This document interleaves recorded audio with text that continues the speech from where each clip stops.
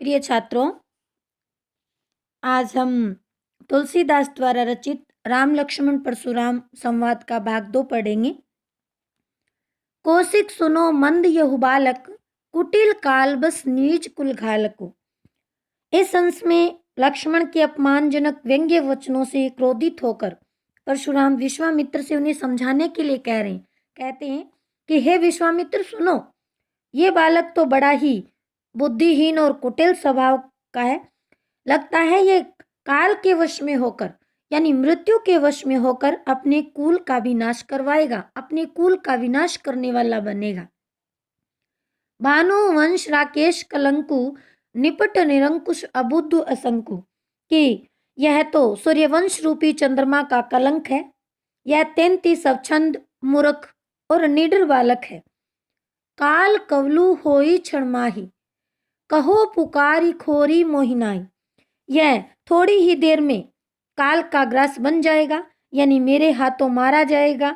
मैं पुकार पुकार कर कह रहा हूं, फिर मुझे दोष मत देना। तुम्ही हट कहू जो चहूं उबारा, कही प्रताप बल रोष हमारा। तुम ही हो जो इसे बचा सकते हो, मेरा प्रताप बल और क्रोध को बताकर, यानी मेरे प्रताप बल और क्रोध का परिचय देकर तुम इसे रोक सकते हो, इसे बचा सकते हो। लखन कहो मुनि सुजस तुम्हारा, तुम्ही अक्षत को बरने पारा। अब परशुराम के वचनों को सुनकर लक्ष्मण कहते, हे मुनि, आपके रहते हुए आपके यश का वर्णन और कौन अच्छी प्रकार से कर सकता है। अपने मुंह आपनी करनी, बार अनेक भांति बहु करनी। आपने अपने कार्यों की प्रशंसा अनेकों प्रकार से और अनेकों तरीके से कर दी है। नहीं संतोषु तैपुनि कछु कहो, जनिरिस रोकी दुसै दुख सौ। कि आपने अपनी प्रशंसा अनेकों तरीके से कर दी है, लेकिन फिर भी अगर संतोष नहीं है तो और कुछ भी कह सकते हो, लेकिन अपने क्रोध को रोककर असहनीय दुख सहन मत करो। वीर व्रती तुम धीर अछोबा, गारी देत न पाओ शोभा।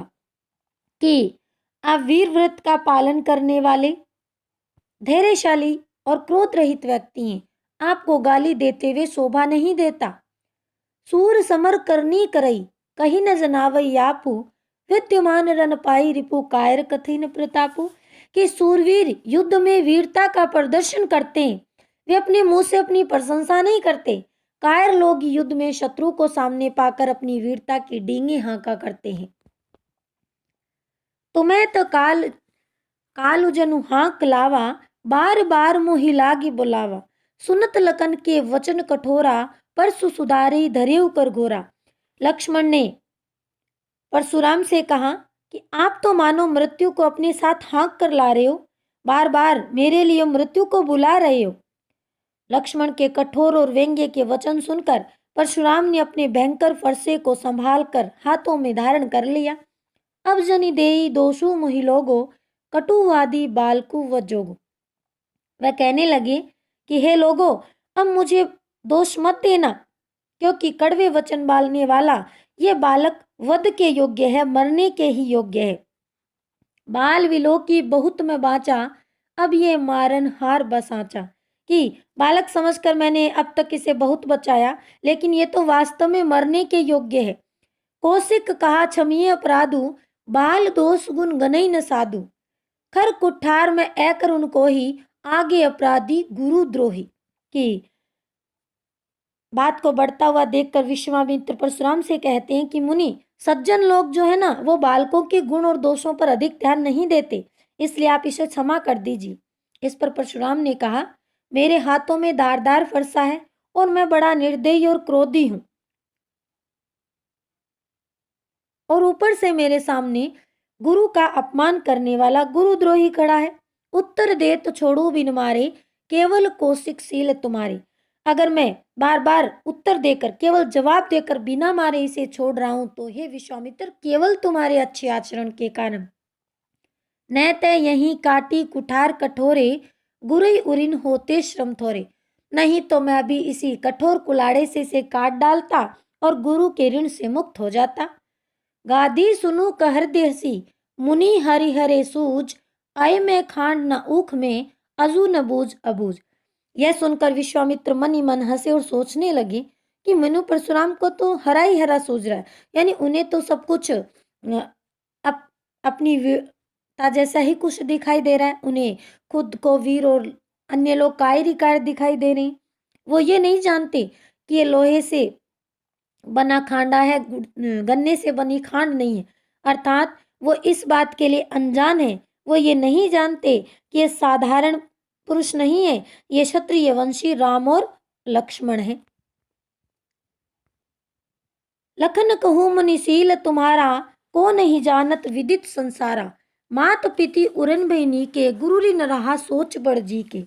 लक्ष्मण ने परशुराम से कहा कि आप कितने अच्छे स्वभाव के हैं, ये बात तो सारा संसार जानता है। माता पिता के ऋण से तो आप बड़ी अच्छी तरह से मुक्त हो ही चुके हो, अब गुरु ऋण बाकी है, जिससे मुक्त होने की चिंता आपके मन में है। सो जनु हमरे माथे काड़ा, दिन चली गए ब्याज बड़ बाड़ा। अब आनिया व्यवहार या बोली, तुरंत देहू में थैली खोली। उन्होंने कहा कि आप गुरु ऋण से मुक्त होना चाहते हो और आपने उस ऋण को मेरे माथे मढ़ दिया, मेरे माध्यम से उसे पूरा करना चाहते हैं। लेकिन दिन ज्यादा हो गए, इसलिए ब्याज भी बढ़ चुका है। अब आप एक हिसाब किताब पढ़ने वाले को बुला लीजिए, आपका जितना ऋण निकलेगा मैं तुरंत थैली खोल चुका दूंगा, अर्थात अपना हिसाब कर दूंगा। सुनी कुठी कटु वचन कुठार सुधारा, हाय हाय सब सभा पुकारा। भृगुवर परशु दिखाओ मोही, विप्र बचारी बचो नृपदोही। कि लक्ष्मण के कटु व्यंग्य वचनों को सुनकर परशुराम ने अपना फरसा संभाल लिया। वह लक्ष्मण पर प्रहार करने को तैयार हो गई। यह देख सारी सभा में हाहाकार मचने लगी। इतने पर भी लक्ष्मण चुप नहीं हुए और बोले, हे भृगुवंशी, आप मुझे फरसा दिखाकर डराना चाहते हो। अरे क्षत्रियों के शत्रु, आप ब्राह्मण हो, इसलिए मैं आपसे युद्ध करने से बच रहा हूं। मिले न कबू सुबटरन गाड़े, द्विज देवता गरई के बाड़े। ऐसा लगता है आपका अभी तक युद्ध में अच्छे योद्धाओं से पाला नहीं पड़ा, आप घर में ही वीर बने हुए हो। अनुचित कही सब लोग पुकारे, रघुपति सैनी लखनऊ निवारे। गलत है, गलत है, ऐसा कहकर पूरी सभा में पुकार होने लगती है और राम जो है आंखों के इशारे से लक्ष्मण को रोक देते हैं। लखन उत्तर आहुति सरिस भृगुवर को पुकृशानु, बढ़त देखी जल संवचन बोले रघुकुल भानु। परशुराम की क्रोध रूपी अग्नि को लक्ष्मण की उत्तर आहुति के समान बढ़ा रहे थे, यानी उसमें मुनि परशुराम का क्रोध अग्नि के समान था और लक्ष्मण के उत्तर उस अग्नि को, उस क्रोध को बढ़ाने वाली आहुति के समान। और उस क्रोध रूपी अग्नि को बढ़ता हुआ देखकर राम ने जल के समान शीतल वचन कहकर परशुराम के क्रोध को शांत करने का प्रयास किया। धन्यवाद।